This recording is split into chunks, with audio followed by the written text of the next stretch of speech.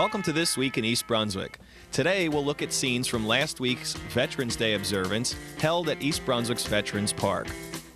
Throughout today's program, staff and students from the East Brunswick Public Schools will remind us that this is American Education Week. We'll have information on this Sunday's annual Turkey Trot, held by the Department of Recreation, and also information on an upcoming storytelling program at the East Brunswick Library. Also at the library this month, you can see the work of photographer Marion Wendt. Amy Fisher will speak to her about her exhibit. This and more, so stay tuned. Hello, my name is Stephie Coffey, and I am a student at Hammersholt Middle School. American Education Week is a perfect time to recognize all the important things our teachers do for us. This week is also a good time to think about what I have learned and helped to teach someone else. In 4th and 5th grades, I was a peer tutor. During my recess, I read stories to first graders and went over any work they missed while they were absent. Although I do not know how much they learned from the short time they had with me, I hope that I had an impact on them. I will never forget this experience. Reading to children is important for their success. Teachers touch the lives of many children, and for a short time, I hope I did too.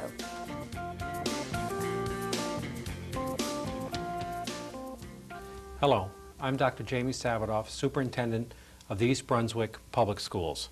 I'm here today with Mrs. Kathy Schwartz, who is the President of the East Brunswick Teachers Association, or I should say Education Association, and Dr. Janet Cervalli, who is the President of the East Brunswick Principals and Supervisors Association. Mrs. Schwartz, this week we celebrate American Education Week. Can you tell us what this year's theme is and what it means to the East Brunswick schools?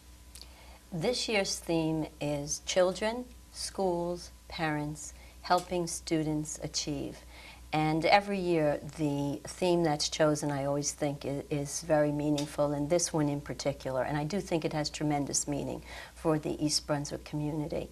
Each one of those elements is a component that needs to work together in order to maximize all of the opportunities for children in order to be sure that they do have successful school experiences. First, of course, is the children themselves. They need to be active participants in their learning. They need to have a desire to learn, a willingness to learn. That, however, needs to be supported, and it is supported in the schools. And within the schools, there are numerous adults working to help them. Certainly the teachers, the support staff, and that would include the secretaries, the custodians, everyone who works together to make the school environment what it is in order to help students learn. And then supported by the administrators, both in the building and in central administration. And then underlying all of that are the school board members who are there to ensure that the school facilities are what are needed and the school finances are to support that school system. So that really encompasses the school element of the formula. And then we go to the parents, and the parents, of course, are working at home with their children, instilling that interest and desire in learning. And then when they do come home from school, working with them in order to underscore some of the things that they do learn. And in addition to that, working with those adults that I mentioned before in order to provide a great learning environment. And we here in East Brunswick have a lot to be proud of. We have a wonderful school system, and the community at large has supported that school system willingly by providing the finances that are necessary to do that. So I think it's an excellent theme for American Education Week, something we can all be proud of, and certainly something in East Brunswick that we do take tremendous pride in our public schools. That sounds great. Dr. Cervalli, what is being done in the schools to celebrate Education Week? Well, this year we continued the practice of asking students in grades 7, 9, and 11 to write thank yous to the teachers that they may have had along the way. Also, the students in grade 3 made some drawings depicting an activity at school that they enjoy, and the students in grade 6 were asked to write about a time when they learned something and then were able to teach it to someone else. So we thought that was a nice slant on that. As with all the activities, the teachers especially really enjoy hearing from students that they may not have heard from in several years, finding out that something that they did that they may not have even realized really made a difference in that student's lives. So these are very popular activities, and they really reinforce the idea of what a good job everyone here is doing. Well, American Education Week is an excellent opportunity for us to celebrate our successes and to say thanks to all of those people in the schools and in our community who support education. And it gives us a tremendous opportunity to focus on the importance of public education and education in general. We thank everybody for their support, and we look forward to celebrating a number of our outstanding achievements and focusing on American Education Week this week. Thank you. Thank you. Hi, I'm Amy Fisher for This Week in East Brunswick. I'm in the library with Marion Wendt, a photographer who has a wonderful exhibit here. Marion, we're going to talk a little bit about how you got to be a photographer and some of your pictures. First of all, when did you start taking pictures? Oh, about 10 or 15 years ago. It's hard to say when the snapshots stopped and the photographs started. And how did you learn how to do these beautiful, beautiful scenes? Actually, a lot of it right here in the library at the Raritan Photo Society. It was the first club I joined. And a lot of their folks really helped me along and took a lot of courses with other professional photographers. Just hands-on type of thing. No formal education. Well, we're going to take a closer look at some of your photography. First of all, you have a boat. Can you tell us about that? Yeah, that's my Schooner in the Mist. That's off the coast of Maine. I take schooner vacations, and there's just so much to photograph. And that was done about 10 years ago. And you have some horses that you said you took at Douglas College. Yeah. Mm-hmm. On the way to work. I was a nurse at Robert Wood and used to go through Douglas campus, and there's a lot of good stuff there for anybody that likes photography with the animals in the farm. And that's where I took those on the way to work, a little bit late that day. I guess that's actually Cook, not Douglas. But that's right, yeah. And it's interesting because that's not, I first thought that was a black and white photograph, but you said it isn't. Nope, that's the color it was, a misty morning. And now we also have another kind of a horse, not a real horse, it's a carousel horse. Where did you take this? Down at Seaside Heights on the old carousel down there. In the morning before folks get started, and they just were pumping it up, and so it wasn't too crowded. What gives you the ideas for these? When I see it, I know it. It's not something I really plan. I go to good spots, but then things just come along. It's very hard to explain that part of it. Well, you have great results, and this exhibit will be at the library until the end of November, and we hope everybody comes to see it. I hope so, too. Is it all right for people to call you to learn more about your work? Sure. My number is 679-6535, and that's area code 732. Thank you very much. Hello, my name is Iliana Rosada, and I'm a student here in Hammersholt Middle School. Over the years in school, I've learned the importance of giving to the less fortunate. I've been able to contribute clothing, money, toys, and food to those in need, therefore allowing me to share this valuable lesson with my younger sisters. For instance, on Thanksgiving Day, one year we baked a turkey and donated it to a shelter. The expression of thanks we saw on those people's faces I will remember forever. There aren't enough words to describe the wonderful feeling that one has when you contribute to society. For those of you who haven't experienced this need to assist others, I urge you to try it. It does not have to be a holiday to help someone in need. It can be any day. East Brunswick's annual Veterans Day Observance was held on Saturday, November 11th in Veterans Park at the East Brunswick Municipal Complex. The observance honors men and women who served our country in the military. This year's ceremony focused on the dedication of 6 newly installed granite pavers at the East Brunswick Veterans Monument. These pavers were purchased by individuals and placed at the monument in memory of or in recognition of family members and or friends who the contributors wanted to honor. The winter of 1944-45 was the coldest on European record. The division was now under General Patton, and some of the fiercest fighting of the war occurred. 1/3 of the division was killed, 1/3 was wounded, and the rest kept on fighting. Luckily, Ed was in the last group. He was awarded the Bronze Star. Both during the fighting and the occupation, he was an interpreter and interrogator for his company commander. After the war, he joined an Army Reserve Transportation Unit, retiring as Master Sergeant in 1965. He was active in JWB as County Commander and National Repatriation and Memorial Officer. In civilian life, he was a traffic manager in international traffic. We were married in Newark in 1951 and moved to East Brunswick in 1953, 6 weeks prior to the birth of our twins, Audrey and Bob, who has blessed us with 5 grandchildren. George was a modest, peace-loving, gentle, and the least combative man I ever knew. However, when called upon to fight for his country, he did so with distinction. He was a navigator in World War II. He kept in touch with his crew members over the years. And I remember one day when we were on the West Coast, he made arrangements to meet with one of his crew, the pilot. It was amazing to see them meet, and the intervening years melt away as they renewed their friendship. I know that they shared some frightening times in combat, but they always mourned the crew, the members that died, and they rejoiced for the ones that lived. In peacetime, George was an excellent teacher who cared deeply about the teenagers he taught. When offered an opportunity to become an administrator, he chose to continue teaching. He was a member of the Teams of Harmony dedicated to the preservation of barbershop singing in the United States. And so I shall always cherish his memory, his gentleness, his talent, and his fine character. And I am forever grateful that he was able to pass all of these qualities on to our son, Michael. I'd like to dedicate this plaque in memory of my father, John A. Howe, that was in the U.S. Army Air Corps, and he was a medic with the wounded in World War II.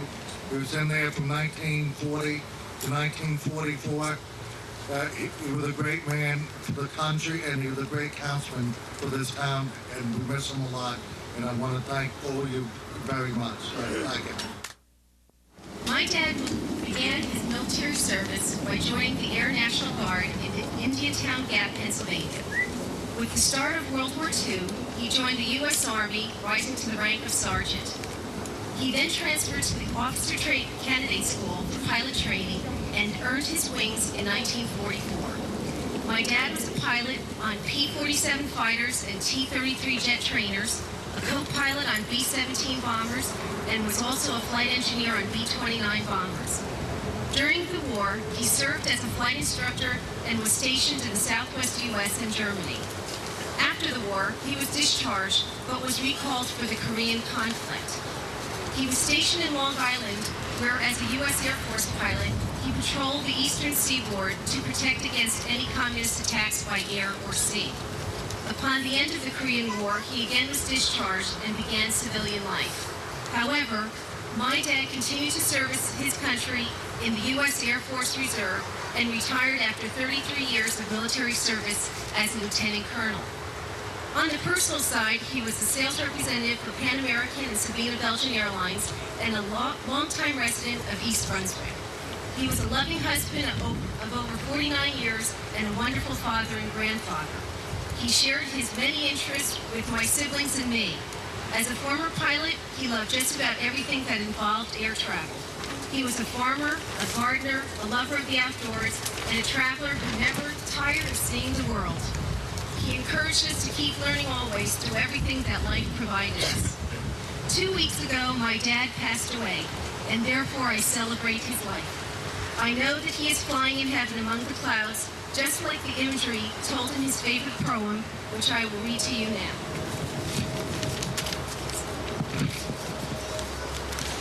High Flight by John Gillespie McGee Jr. Oh, I have slipped the surly bonds of earth and danced the skies on laughter's silver wings.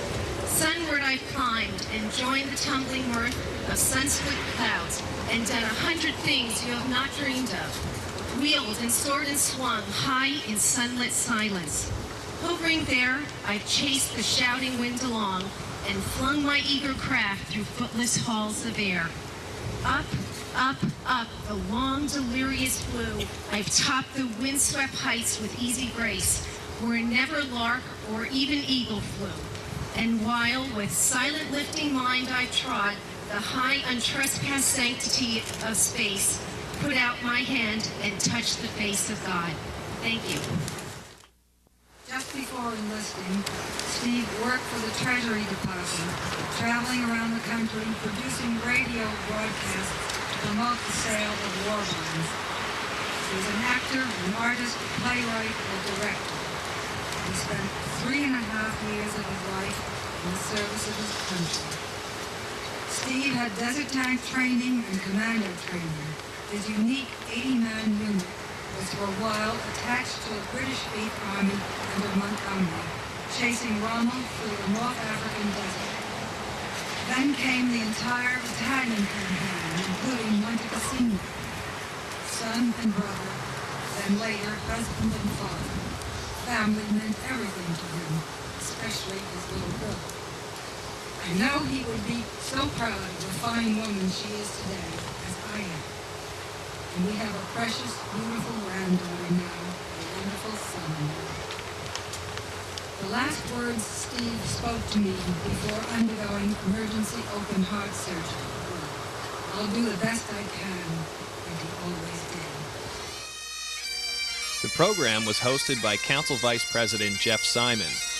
Music provided by the East Brunswick Community Chorus and the East Brunswick Police Bagpipe Unit.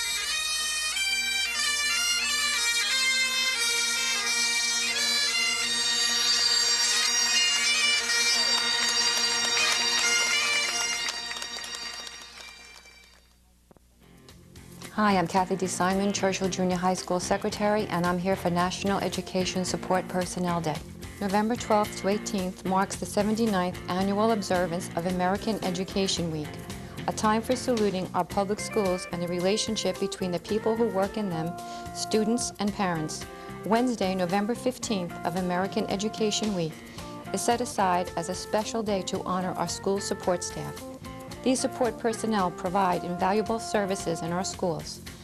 Secretaries, van drivers, child nutrition workers, instructional aides, custodians are some of these support staff members who work tirelessly because they understand a child learns from every adult in a school. They realize that every day in schools all across America, all school employees are working together with parents helping students achieve. Join school employees in celebrating American Education Week and America's Future, November 12th through the 18th. This message is brought to you by the East Brunswick Education Association and the East Brunswick School District, people who care about your kids. Tickets are now on sale at the circulation desk for the Friends' 8th Annual James Hess Folklore and Storytelling Festival, December 2nd and 3rd. The performer this year is dynamic Cuban-American storyteller Carmen Deedy, a perennial favorite at major story fests throughout the country. The adult show, Mi Casa es Tu Casa, takes place on Saturday, December 2nd at 8 p.m. The $15 admission includes not just warm and witty stories about growing up Cuban in tiny Decatur, Georgia, but a sumptuous dessert buffet. The family show for ages 7 and up is Favorite Folk Tales on Sunday, December 3rd at 2 p.m. Tickets are $3 each or a maximum of $7 per family.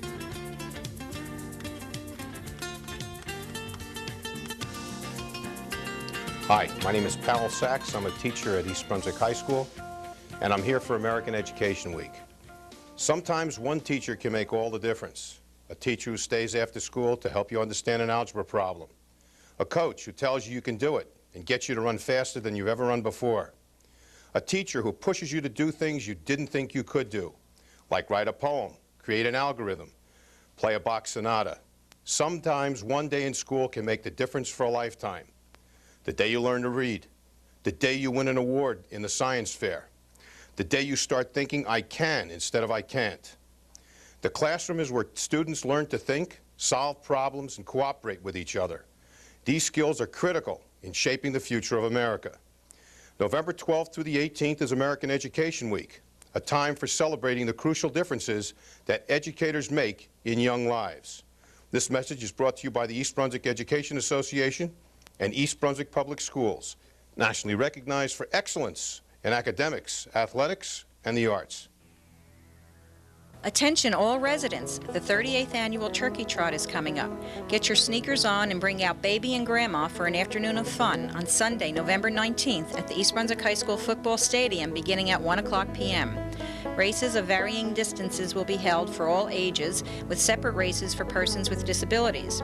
A brand new stroller race this year has been designed with an interesting twist that you will definitely like. And of course, the ever-popular cross-country race along a 3.2-mile marked course through the scenic backwoods and apple orchards on the grounds of the high school.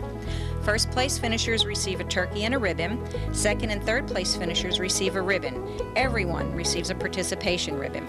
Admission is free, but we do need your help. Please bring a can or box of non-perishable food for our holiday food basket drive so we can supply our community's needy families with food for the holidays. Sponsored by the East Brunswick Division of Recreation, the races are open to East Brunswick residents and township employees. The cross-country race is open to residents and non-residents alike.